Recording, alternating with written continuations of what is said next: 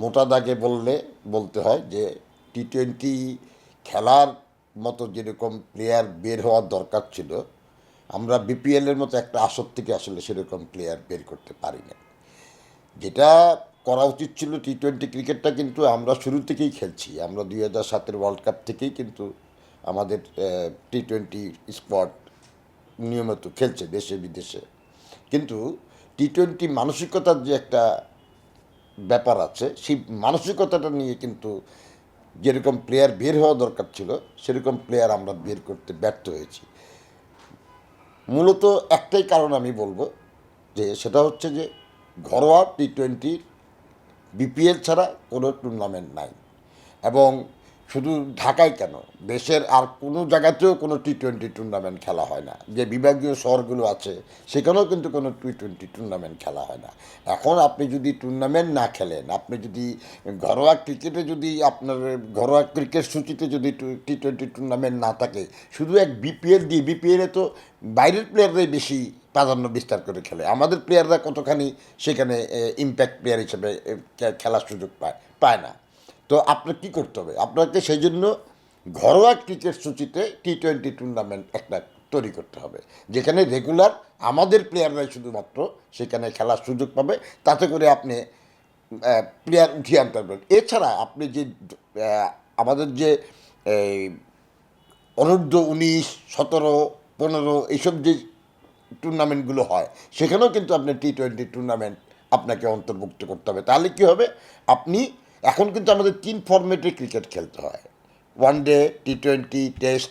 আপনাকে কিন্তু ডিফারেন্ট ফরম্যাটের জন্য ডিফারেন্ট প্লেয়ার, আপনি ওয়ার্ল্ডের দিকে তাকিয়ে দেখেন, আপনি দেখবেন যখন টি-20 খেলতে নামে একেবারে সম্পূর্ণ নতুন স্কোয়াড, হয়তো 2-3 জন কমন প্লেয়ার থাকে, বাকিরা সবাই কিন্তু নতুন।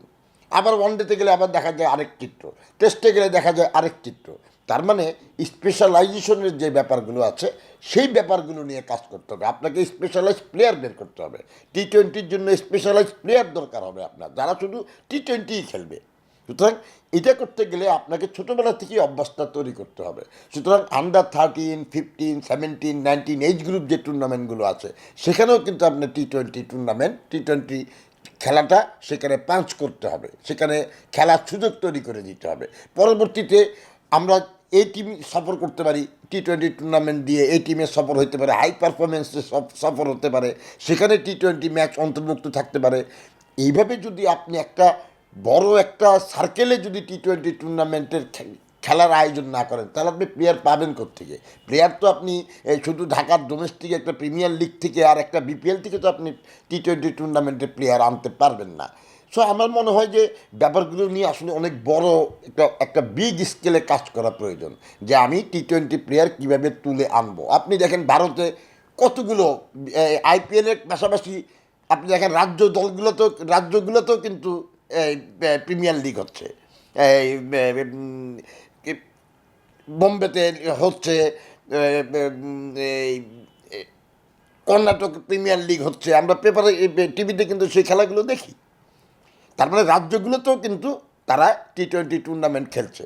কিন্তু আমাদের এখানে এক বিপিএল ছাড়া আর একটাও টি-20 টুর্নামেন্ট নাই। এখন একটা বিপিএল থেকে তো আপনি আসলে কোয়ালিটি প্লেয়ার বের করতে পারবেন না, যেখানে আমাদের প্লেয়াররাই কম সুযোগ পায় খেলার জন্য, বিদেশিরাই প্রাধান্য বিস্তার করে। তো আপনাকে তো আসলে প্লেয়ার বের করতে হলে তো একটা প্রক্রিয়া অনুসরণ করতে হবে, একটা পদ্ধতির মধ্য দিয়ে যেতে হবে। সেই পদ্ধতিটা আপনাকে বের করতে হবে, যে আপনার টি-20 প্লেয়ার বের করার জন্য শুধু টি-20 কেন, আপনি ওয়ান ডে ফরম্যাটের প্লেয়ার বের করার জন্য আপনি কী করতে হবে, টেস্ট প্লেয়ার বের করার জন্য কী করতে হবে, প্রত্যেকটা ফরম্যাটের জন্য আপনার আলাদা আলাদা প্ল্যানিং থাকতে হবে। যেই প্ল্যানিং অনুযায়ী আপনি প্লেয়ার, সেই ফরম্যাটের প্লেয়ার বের করে আনবেন। এই প্ল্যানিংগুলো যদি না থাকে, আপনি খাপছাড়াভাবে আজকে একটা টুর্নামেন্ট খেললেন, কালকে যে আরেকজনের সাথে দুইটা বাইরে ম্যাচ খেললেন, এইভাবে তো আসলে টি-20 প্লেয়ার বের হবে না। সো একটা পদ্ধতি অনুসরণ করতে হবে। নট অনলি টি-20, আমাদের টেস্টেও কিন্তু আমাদের অবস্থা খুব সুখকর না। টেস্ট প্লেয়ারও কিন্তু আমাদের হাতে গোনা। আপনি 12, 13, 14টা নামের পরে কিন্তু আপনি আর নাম বলতে পারবেন না যে কারা আমাদের টেস্ট প্লেয়ার। ঠিক সেরকম টি-20তে আপনি 6-7টা প্লেয়ারের পরে আর বলতে পারবেন না কারা আমাদের টি-20 প্লেয়ার। সুতরাং প্রতিটা ফরম্যাটে কমপক্ষে 25 থেকে 30টা প্লেয়ার, কমপক্ষে, একেবারে যদি কম করেও ধরেন 25 থেকে 30টা কোয়ালিটি প্লেয়ার প্রত্যেক ফরম্যাটে আপনার লাগবে। যেখান থেকে আপনি ভালো মানের একটা স্কোয়াড তৈরি করতে পারবেন, যে স্কোয়াডটা প্রতিদ্বন্দ্বিতা করবে মাঠে, কখনো জিতবে কখনো হারবে, বাট এভাবে যেভাবে আমরা ভারতের কাছে ধরাশায়ী হলাম এভাবে ধরাশায়ী হবে না। সুতরাং একটা প্রক্রিয়া যদি আমরা অনুসরণ করতে পারি, একটা পদ্ধতি যদি অনুসরণ করতে পারি, সেই অনুযায়ী যদি প্ল্যানিং করতে পারি, আমার মনে হয় না যে আমাদের ট্যালেন্ট কিন্তু আছে। সুতরাং আমাদের শুধু প্রক্রিয়াগুলো তৈরি করা দরকার, পদ্ধতিগুলো তৈরি করা দরকার এবং সেটার বাস্তবায়ন দরকার। তাহলেই কিন্তু আমাদের প্লেয়ার বেরিয়ে আসবে। আমাদের কিন্তু ট্যালেন্টের কমতি নেই।